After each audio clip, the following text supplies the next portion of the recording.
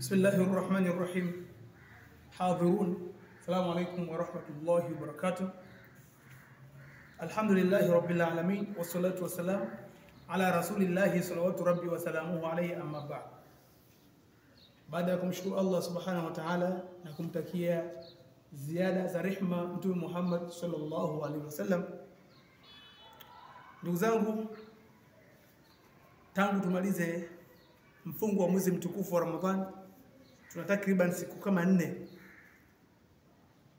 lakini mara tu baada ya kufunga au kukamilisha mwezi mtukufu wa Ramadhani, basi kuna ibada ambayo tunaifanya ambayo ni ibada ya sunna alituelekeza Mtume Muhammad sallallahu alaihi wasallam. Ni ibada ya salati au ni ibada ya Eid al-Fitri, kwa maana kwamba ni idi ya ufunguzi. Walilahi alhamdu, tukiwa katika sherehe za Eid, kila mmoja anatakiwa aweze kufurahi, kwa maana kwamba Mtume Muhammad sallallahu alaihi wasallam ametuambia kwamba kwa mfungaji yoyote, lilmu'min liswaim lahu farahatan, kwa mfungaji anakuwa na furaha mbili. Furaha ya kwanza anakuwa nayo mara tu baada ya kuwa anakwenda kufuturu, kwa maana kwamba hata siyamu ya siku mtu kafunga kuanzia asubuhi, kuanzia alfajiri, anapofikia adhana ya salatul maghribi ameshajihakikishia kwamba jua limeshazama. Sasa anakwenda kuupa nguvu mwili wake kwa kupitia maji, kwa kupitia chakula.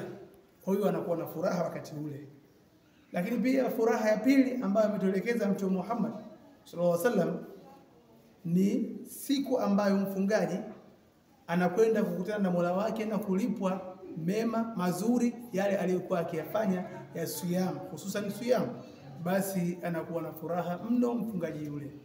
Hivyo basi pia wakati mfungo wa mwezi mtukufu wa Ramadhani unakwenda kumalizika, wakati mfungo wa mwezi mtukufu wa Ramadhani unamalizika, pia kuna furaha mbele yake inakuja, ni furaha ya Eid al-Fitr, Eid ya ufunguzi.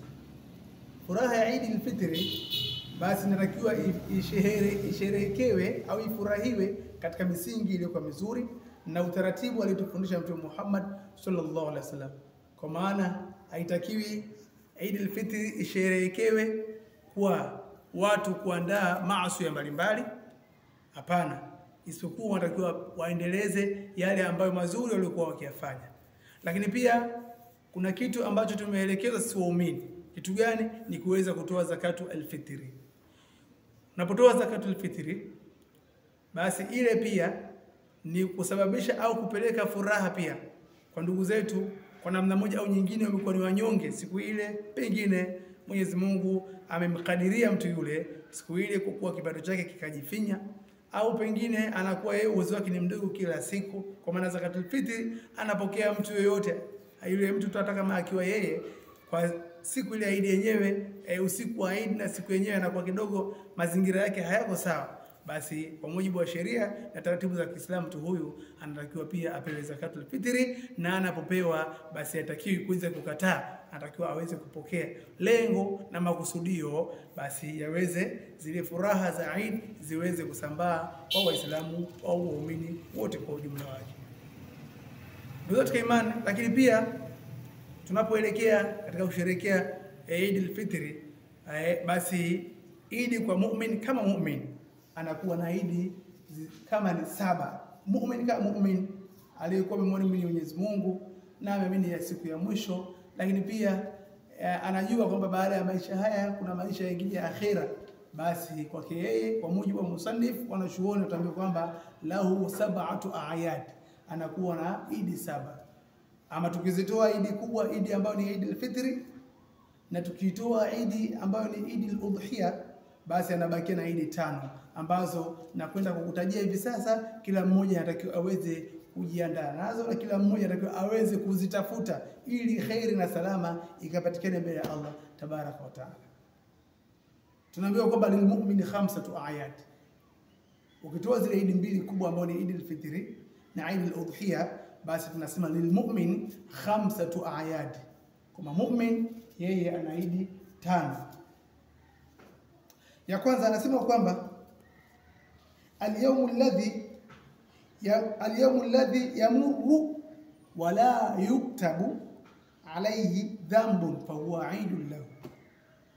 Kwa mu'min inakuwa ni idi pia siku ambayo itapita pasina kuandikiwa dhambi yoyote ile. Japokuwa kwa lugha nyingine kama pasipo na kuandikiwa dhambi kubwa. Kuna dhunubul kabair zipo na kuna dhunubu saghair. Lakini tuseme tu tustakiri hapa kwa siku ambayo al-yawmu alladhi, siku yoyote ambayo yamurru, inayopita, wala yuktabu alayhi dhanbun fahuwa eidun lahu. Siku ambayo inapita na wala mtu huyu hakuandikiwa dhambi, basi kwa muumini huyo kwake inakuwa ni idi kwake. Kwa hiyo kama muumini unatakiwa kuweza kuhakikisha kwamba unaweza kukaa vizuri katika maisha ya toa ya kumcha Allah siku nzima, masaa yote 24, usiandikiwe dhambi yoyote, basi siku hiyo kwako inakuwa ni idi. Wa amma thani, ama siku ya pili, ama idi ya pili kwa mu'min, al-yawmu alladhi yamutu wa yantiqu bishahadataini fahuwa eidun lahu. Siku ambayo Allah tabaraka wa taala anaenda kumtoa uhai wake, anamtoa roho yake mtu huyu, lakini mtu huyu akaweza kufanikiwa kuweza kutamka shahada mbili, basi fahuwa eidun lahu. Sanifa anatuambia kwamba siku hiyo kwake mtu huyu itakuwa ni idi kwake. Yani mtu amefika katika sakaratul maut, aidha amekuwa ameumwa kwa muda mrefu, au kwa ghafla tu ameumwa, au pengine amepata ajali yoyote ile, lakini mtu huyu akafikia hatua kwamba roho inataka kutoka katika sakaratul maut, akaweza kutamka ashhadu an la ilaha illa Allah wa ashhadu anna Muhammadan rasulullah, au akaweza kutamka la ilaha illa Allah Muhammadur rasulullah, basi tunaambiwa kwamba fahuwa eidun lahu. Mtu huyo au muumini huyo kwake itakuwa ni kama idi, au kwake ni idi, ni furaha kama ya idi. Sisi ndugu zake tulipo duniani tutasikitika, tutahuzunika kwamba ndugu yetu ametangulia mbele ya haki, lakini ametangulia katika mazingira mazuri, njia iliyokuwa nzuri, na ameonyesha ishara iliyokuwa njema, fahuwa eidun lahu. Wa amma thalith, na ama ya tatu, al-yawmu alladhi yujawiz, siku ambayo yeye atakaokuwa amejuzishwa au amepatia kuweza kujibu maswali ya munkar na nakir, akiwa katika mwanandani wake amefikia hatua. Maana baada ya kuzikwa kwetu kuna malaika wawili ambao ni munkar na nakir, wanakuja kukuuliza masala kadhaa, na masala yale wanakuja kukuuliza hawakuulizi katika njia ya utaratibu wa kawaida. Lengo na makusudio, wanakuwa na vitisho, wanakuwa na kila aina ya mbinu, lengo na makusudio waweze kukushindisha, ushindwe ili mradi waweze kufanya kazi zao. Lakini kwa yoyote ambaye alikuwa anamcha Mwenyezi Mungu, kwa yoyote yule ambaye alikuwa anamwabudu Allah tabaraka wa taala, amejiepusha na maasi na amefanya yale ambayo yalielekezwa, basi hayo maswali atakuwa ni mapesi, atakuwa ni mwenye kujibu kwa ufasaha, atakuwa ni mwenye kujibu vizuri. Basi pia tunaambiwa kwamba al-yawmu alladhi, siku ambayo atakayoweza kujibu maswali ya munkar, al-yawmu alladhi yujawizu ayujiba al-munkara wan nakir fahuwa eidun lahu, siku ambayo atakayekuwa ataweza kujibu maswali ya munkar na nakir, basi itakuwa ni idi kwa kile mtu huyo. Wa amma rabi, ama ya nne, al-yawmu alladhi yujawizu siratal mustaqima fahuwa eidun lahu, siku ambayo atakayokuwa amejuzishwa au ameweza kupita, amejuzishwa au ameweza kupita katika siratul mustaqim, katika lile daraja ambayo Mtume Muhammad sallallahu alaihi wasallam ameshatuelezea kwa mapana na marefu, kama kutakuwa kuna daraja hilo, endapo kama mtu alikuwa ni mtu wa khair, anafanya ibada, basi daraja hilo kwake yeye ataliona ni pana, ataweza kupita kwa namna vile ambavyo yeye ataweza kupita kwa mapana na marefu, na atafika huko ambapo alipokuwa anatarajia kufika. Na ama yule ambaye aliyekuwa anafanya maasi, anamuasi Allah tabaraka wa taala, basi mtu huyo daraja hilo ataliona kwamba ni jembamba kiasi kwamba hata uzi unaopita katika tundu la sindano atauona ni mnene, na hataweza kupita. Mtu huyo atafikia hatua atakwenda atateleza, yamatazilu fihi al-aqdam, siku ambayo nyayo zitateleza na kutumbukia chini. na huko utakapotumbukia basi ndio kwenye moto wa jahannam. Pia Mwenyezi Mungu ameandaa moto wa jahannam, atakayetumbukia kule basi joto lenyewe itamwanza kuipata pale pale. Na basi kwa hiyo yule mtu ambaye atakayeweza kupita sehemu hiyo siku hiyo, fa huwa idul lahu, basi kwake pia itakuwa ni idi. Na ama sehemu ya tano, ama idi ya tano, tukiondolea mbali zile idi kubwa mbili za udhiya na idi al-fitri, idi ya tano kwa mu'min ni siku ambayo Allah tabaraka wa taala atakwenda kumkabidhi malipo yake kwa kumpa janna, pepo.